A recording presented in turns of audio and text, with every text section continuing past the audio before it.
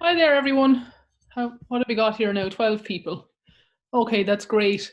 So hopefully you can all hear me. If you've logged in and your microphone should automatically turn itself off. If you want to turn it on, you just click the little microphone symbol to unmute it. When it's red, nobody can hear you. When it's grey, your microphone is open. So just that you are familiar with that.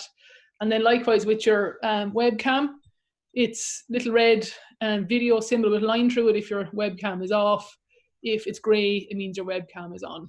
Okay, so hopefully that's all fairly straightforward at this stage. The other thing we have is the chat box, which you can use to communicate with me. I find people tend to get a bit shy if I ask them to talk over the microphone. If you're happy to do that, that's great. But if not, you can ask me questions in the chat box. So I'll put one in here so you can see it. So when I'm typing a chat, I can either send it to everyone or I can pick a person from the list. Likewise, if you want to ask me a question, you can type it in the box and send it to everyone or send it to just me. It doesn't really matter. Okay. Right. Let me see. I'm going to move this out of the way for myself and we'll get started. So you're all very welcome. It's good to see you. I hope you're all keeping well and are COVID-19 free, which is always a good start any day. What I wanted to do today was just give you a little quick run through some points in relation to this module and what we're going to be doing with it. It's not going to be a formal lecture. If we need to have formal lectures online, we can. I think for the moment, I'm going to keep just recording myself talking through the slides and giving you that. The reason being, you can then watch it whenever you like, or you can pause it. Whereas if I'm doing it live, you're committed to a particular time that you have to log in every week. Now, I know some other lecturers are doing that with you, and that I think is fine, depends on the module.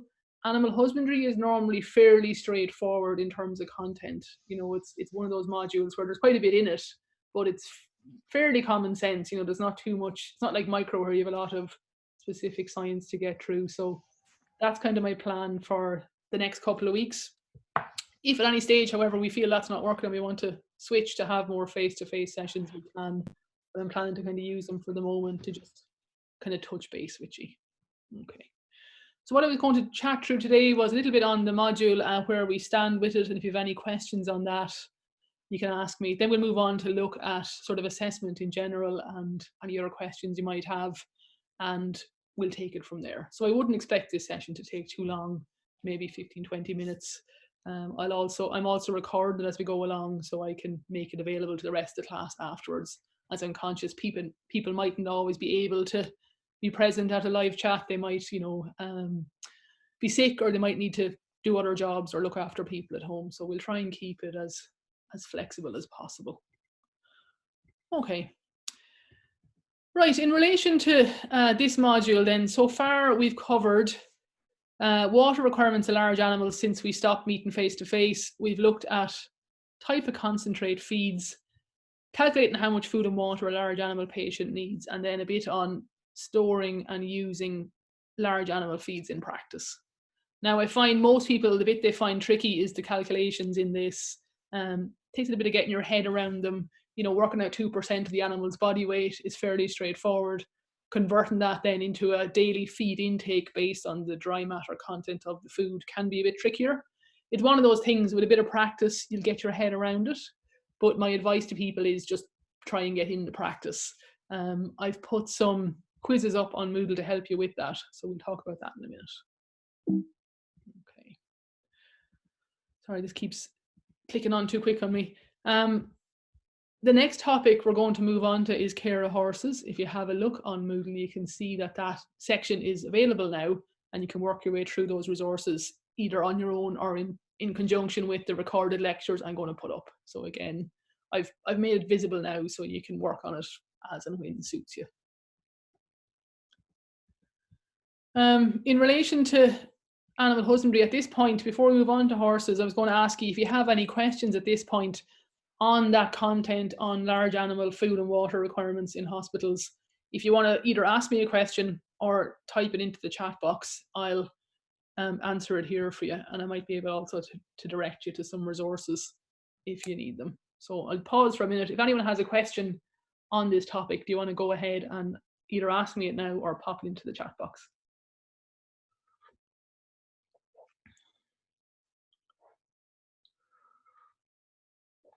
Let me see.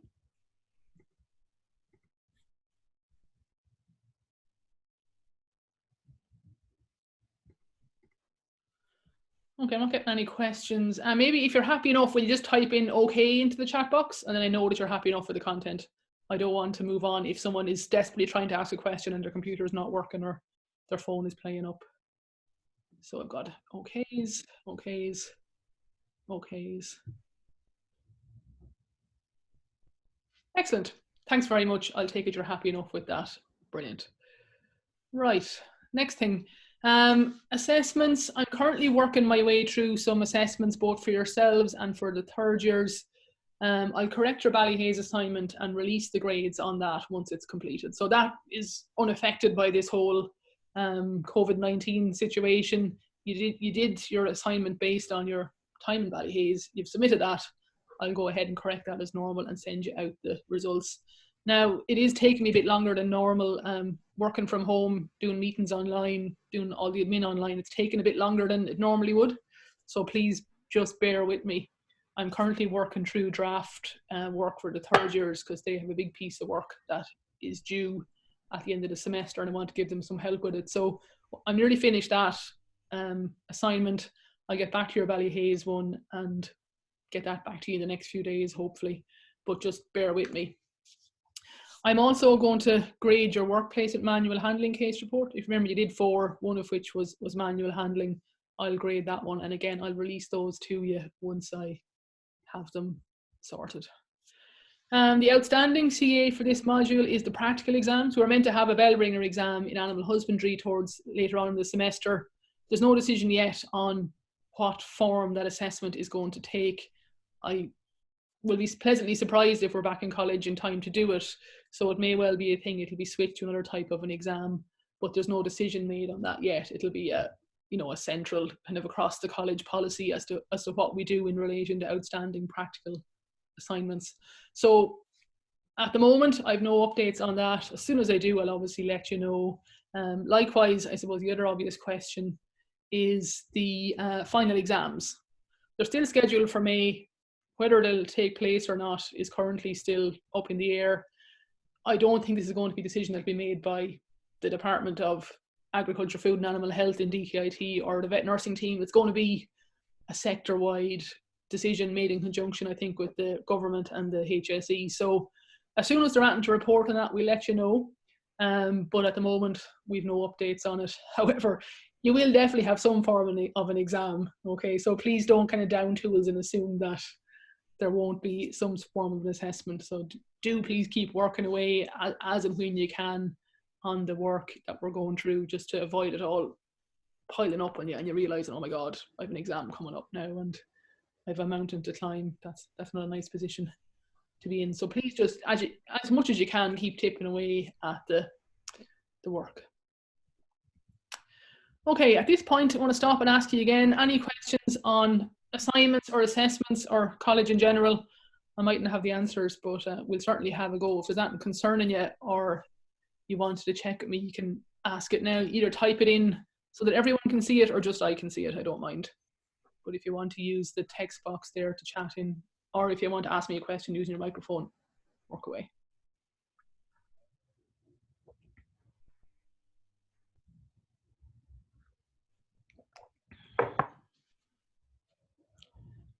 Maybe you're all very well informed.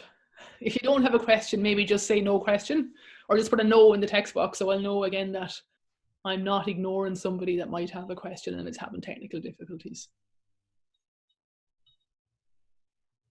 No question, grand job. How will the practical exam be examined? I don't know yet. As soon as I have information how the practical exam was going to run, I'll let you know, but at the moment there's no update on that. So leave that with me. Any other questions? Nothing, no questions, no questions. No questions. Thank you, you're welcome. Glad to be of not very helpful answer, as in I don't know, but that's honest. No more questions. No more questions. One new message. What will happen with repeats? Again, don't know at this stage. If they have to happen, they may have to be pushed back. I don't know. So again, as soon as we have an update on that, we'll let you know. I'd be hopeful that everyone will be able to pass this module based on their continuous assessment and their final exam and won't need to hold any repeats. But if we do find ourselves with people having to repeat an exam, we'll let them know what the arrangements for that are as soon as they are available. If someone needs a repeat, they'll be offered one. Okay, so it won't be a thing that you'll only get one crack where you'd normally get 2 goes. Or someone could be sick and have to have a repeat. So absolutely, there will be a repeat exam if you need it. I don't know yet when or where that will be or how it will be conducted. But again, keep us and we'll keep you posted on that. Okay. Any other queries?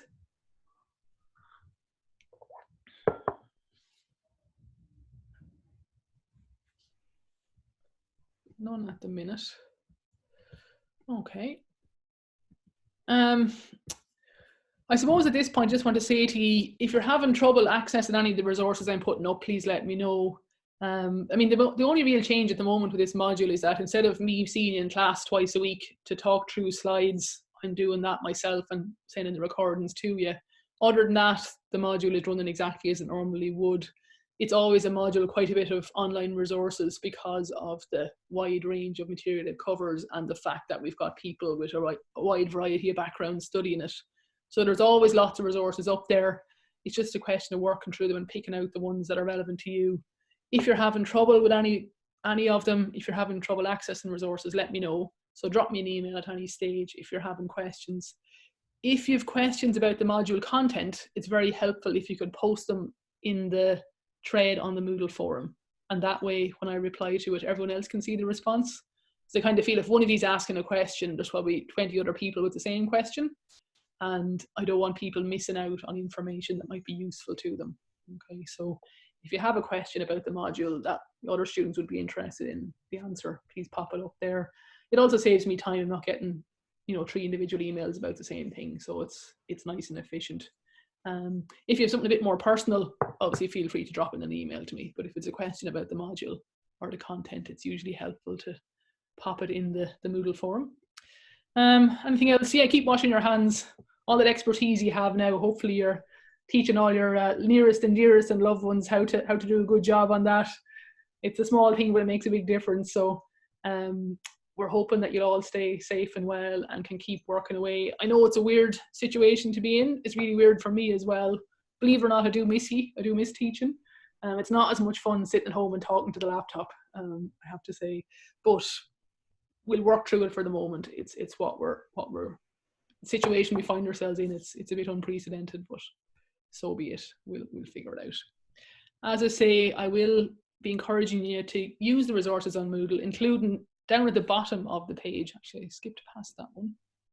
Until I go back.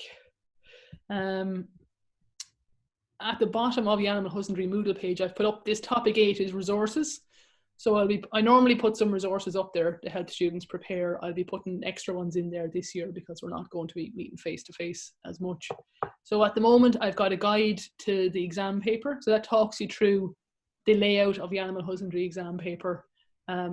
You'll find it's the same as the A&P 1 exam paper, one long question, and then shorter questions where you have a choice of how many you answer. And then in that guide, I've also worked through a 20-mark question. So I've given you a question from a past exam paper, and then I've talked through how to structure your answer, and then given you a sample answer. So you can have a look at that as a guide. What I think I'll do is, if you find it would be useful, is I will put a few more questions up like that. So I'll give you a question off the past paper, and then a few days later put up the marking scheme. So you can kind of test yourself as you go along and practice doing some exam questions to help you prepare. It's a good idea if you're practicing exam questions, do it like you would in an exam. So get out your pen and paper and put the books away and give yourself, say, 25 minutes and just see how you get on. And that way you're actually testing yourself under exam conditions, which will help you. I've also got up there currently an animal breeds revision quiz and a weeds and poisonous plant slideshow. normally for that weeds and poisonous plant lecture, I'd bring you all outside. You'll be surprised how many weeds and poisonous plants you can find on the DKIT campus in early spring, but obviously we won't get to do that this year. So I have put a slideshow up there instead. And then I've also put up a practice quiz on feeding and watering large animal patients. So that includes some sample calculations and so on. That quiz is entirely for practice. You can do it as often as you like. You know, it'll tell you what score you got, but it doesn't contribute to the module grade or anything. It's just up there for you to have a go at. Again, it can be handy if you've, say, studied that section. You can go back and use the quiz to see how you got on and kind of grade your own understanding or check if there's areas you're not that yet familiar with or you're happy with. So again, I'll try and put up some more quizzes like that as we go along too. They can just be handy for you to test yourself and see how you're getting on. Okay, I think that is enough talking from me. I'm going to ask you at this stage, is there anything else you'd like to ask me or Martin you're unsure about or would like to clarify before we finish up this session?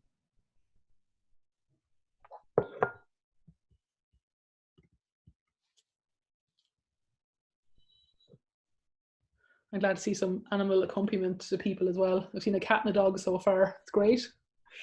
Glad to see they're safe and well too. They're probably delighted having you home all the time. Okay. Well, he was delighted until the whole you can only go for one walk a day happened. Okay. You're having one really long walk or else you're having one to lap the house. Yeah. Don't know how it's going to go. I know what you mean. Yeah, I found if you get up and go for a walk at 6:30 in the morning, it's grand. There's nobody around, but it gets quite busy as the day goes on. So yeah. Yeah. Probably just change the routes so no one can see us twice. Yeah, be possible as well. I see you've some help there as well, Lauren. Who's helping you? I can see a tail.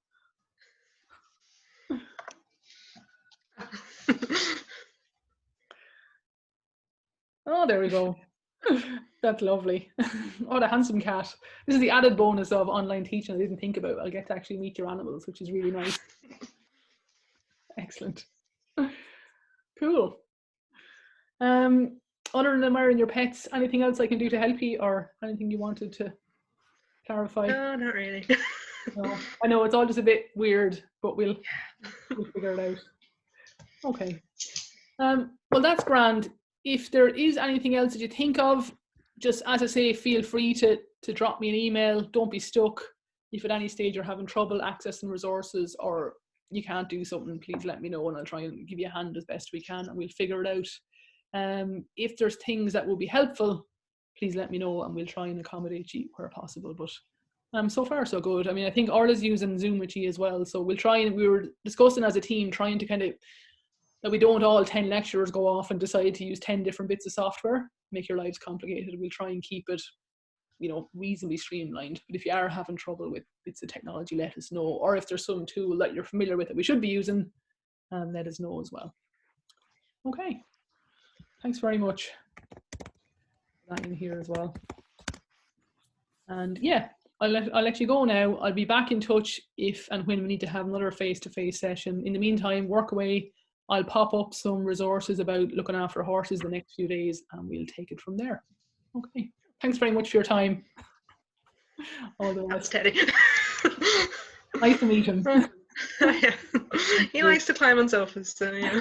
Good, don't we all? Thanks very much. Be careful. Mind yourselves and stay safe. Yeah. All the best.